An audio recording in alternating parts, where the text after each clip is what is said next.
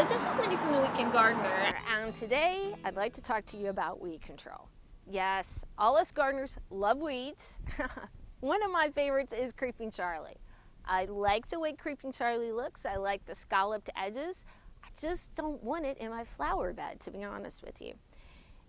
The most careful gardener is going to get Creeping Charlie in their flower bed. It's just destined to happen.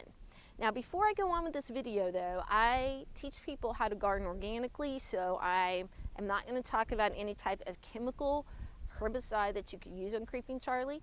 If that is something that you choose to do, you can investigate it. But we're going to talk about an organic way of taking care of Creeping Charlie. So the very first thing you're going to want to do is you're going to want to pull Creeping Charlie out by the roots. Get as much of it out as you possibly can. The next thing that you're going to do is you're going to want to suffocate it. Now this is the part that a lot of people mess up.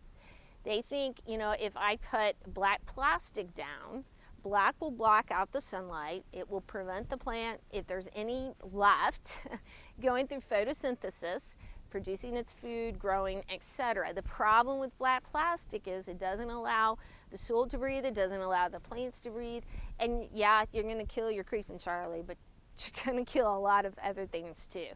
So if you have a really bad infestation of Creeping Charlie, what I suggest people do is to pull it up, put cardboard down, put mulch on top of that.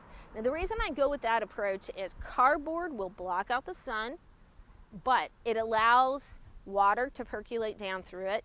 It also allows oxygen exchange in the soil. So you're not going to suffocate plant material out because you used a substance that doesn't allow natural processes to happen. The other thing I like about using cardboard is it breaks down. So it will provide organic matter to your flower bed, which is always a good thing.